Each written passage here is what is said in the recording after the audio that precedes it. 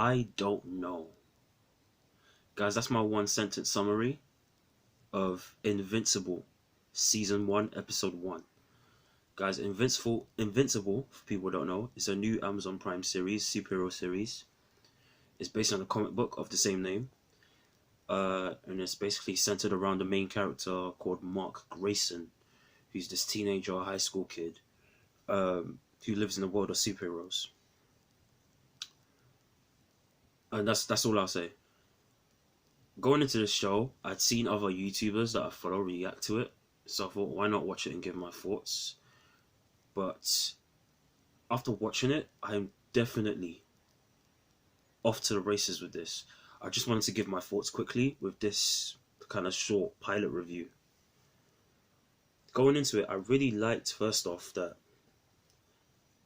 it felt like a story of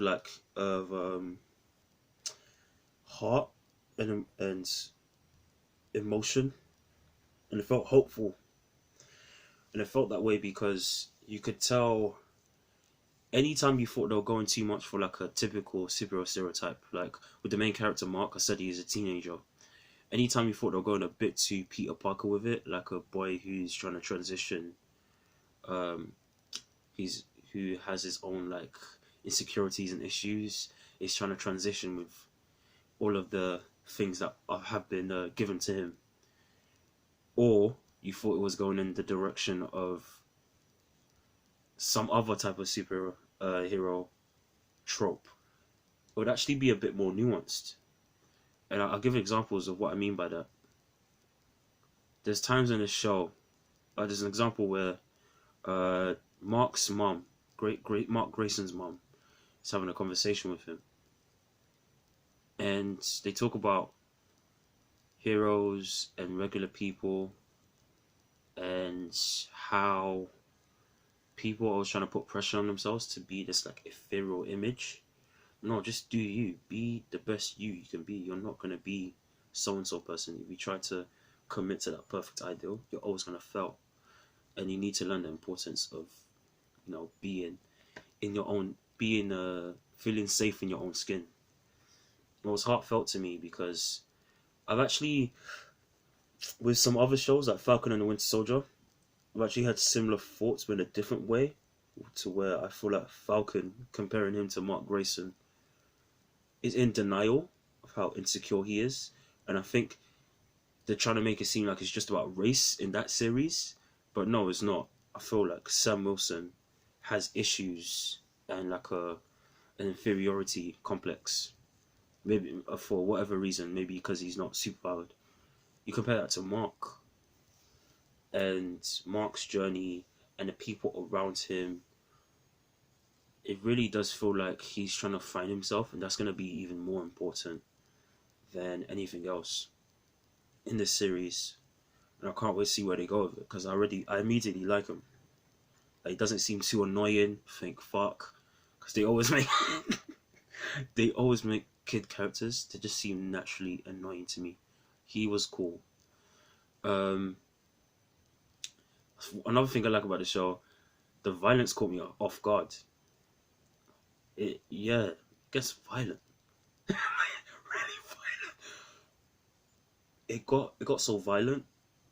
That's why I'm doing this review.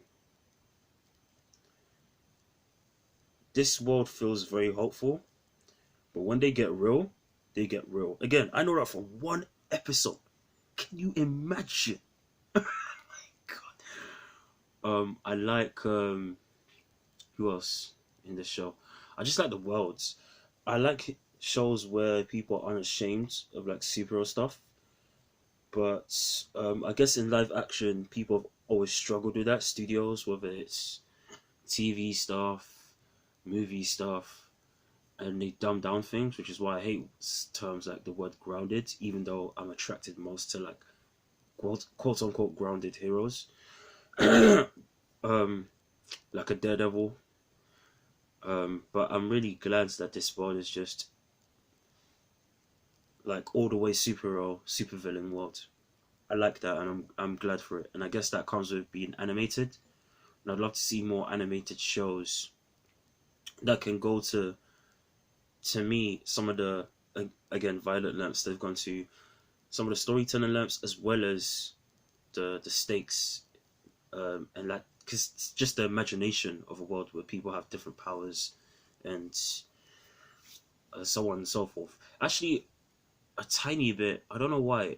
It reminded me of the last time I watched something animated, a Western animated feature, Blood of Zeus. Blood of Zeus. I don't know. To me, the animation is just slightly above average for most Western stuff outside of anime. That's why I said most Western stuff. But this yeah, definitely benefits from being an animated series. That's another reason why I'd recommend it. And then lastly, Omni Man. Uh, I can't say too much. I'm fascinated by his story. He is fascinating. I want to see where they go with him, and I'll just leave it there. Um, who else? Outside of that, I don't have too many thoughts, to be honest, on this series.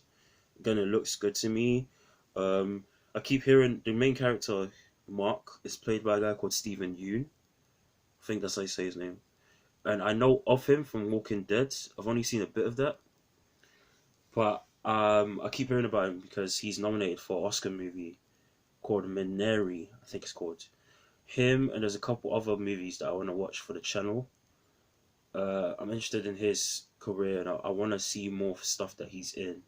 I'm gonna find out what else he's been in, so I can watch it, because he seems, yeah, I like him. Like, I've heard him in other things, and I heard him in this, and I completely assumed he was an 18-year-old kid.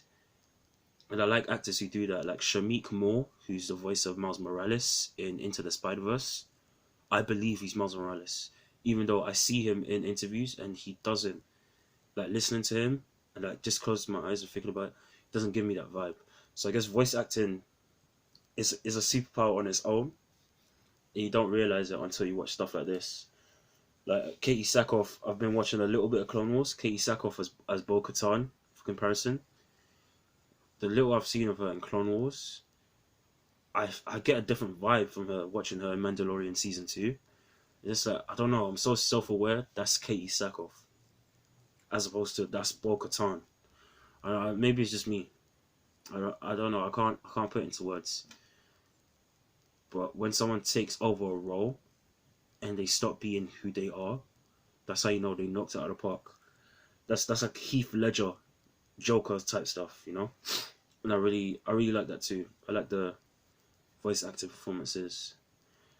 Apart from that, guys, yeah, I would definitely recommend it. Like I said, surprisingly adult with the kind of lengths they go to in terms of the action, um, and also even the storytelling.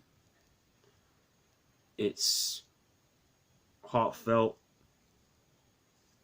Is emotional for me personally, as someone who's trying to understand more about like kind of the kind of different superhero stories that you can do outside of just the ones that I've grown up liking, like a Batman type story, Spider-Man type story. And yeah, that's it, guys. Tell me your thoughts down below. What did you think of this series? If you've seen it already. If you haven't seen it, would you watch it? Like I said, tell me your thoughts. Like this video. Share it with everyone you know. And subscribe. Button's right there. Don't be shy. Other than that, guys, signing off. Salute.